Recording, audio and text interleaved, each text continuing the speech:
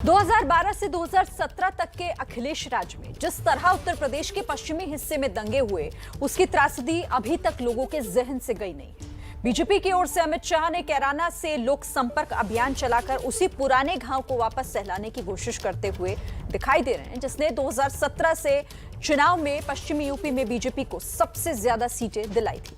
इस पूरी कड़ी में सबसे अहम है कैराना, जहां से बीजेपी ने पश्चिमी यूपी की हुंकार भरी है।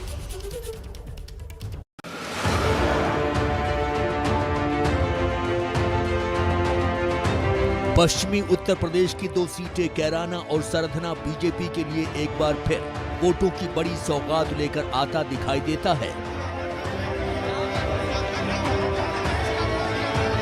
उत्तर प्रदेश के शामली जिले में मौजूद कैराना वही विधानसभा क्षेत्र है जहां दंगों की वजह से सबसे ज्यादा पलायन हुए थे।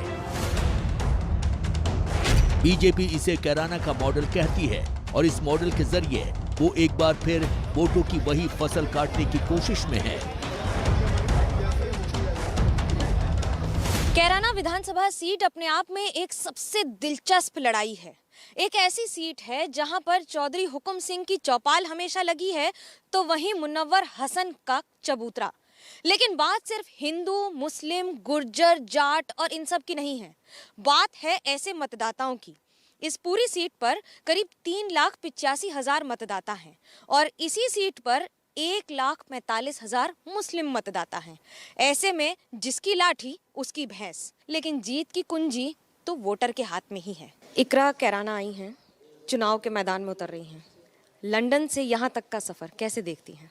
कैराना आई नहीं हूँ, कैराना की ही हूँ। यहाँ से गई थी मैं लंदन अपनी स्टडीज़ के लिए, वो कंप्लीट हो गई तो मैं वापस आ गई थी। 1 साल से मैं फील्ड में हूँ, जनता के बीच हूँ और अब ये चुनौती आई है, इसको भी देखेंगे। ये बोला जाता है कि इस सीट पर कॉम्बिनेशन, क्योंकि माइनॉरिटी मुस्लिम समुदाय के लोग इतने ज़्यादा हैं और हर बार कैराना से हसन साहब की जीत रजिस्टर हुई है पिछले कुछ बार में।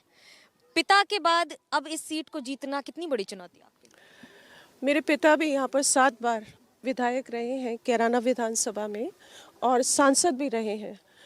उनका भी एक लगभग 45 वर्षों का यहाँ पर योगदान रहा है कैराना के राजनीति में, परंतु फिर भी यहाँ पर जो एक समीकरण है चुनाव के, वो थोड़ा कुछ अधिक ही जटिल है।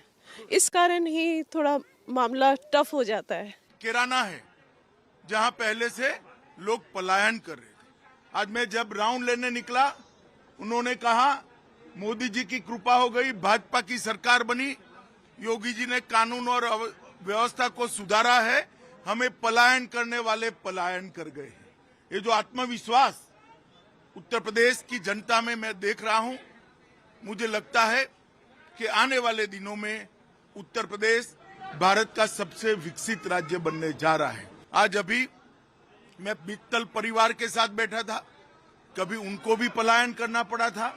बड़े इत्मीनान से परिवार के 11 सदस्य मेरे साथ बैठे। उन्होंने कहा अब हमें कोई भय नहीं है, सब शांति से यहाँ अपना व्यापार कारोबार कर रहे हैं।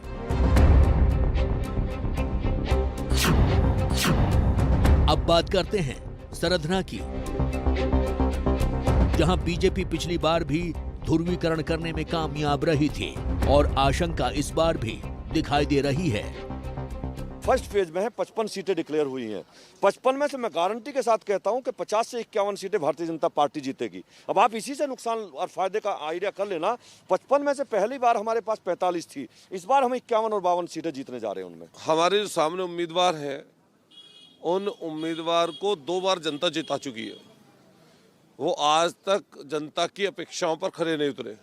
यहाँ पर लूट, डग्गामारी, जमीनों पर कब्जे, अवैध धंधे, इन चीज़ों में यहाँ के विधायक संलिप्त हैं।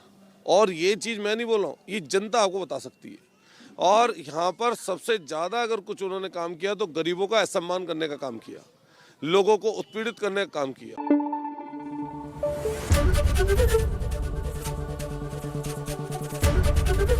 एबीपी न्यूज आपको रखे आगे।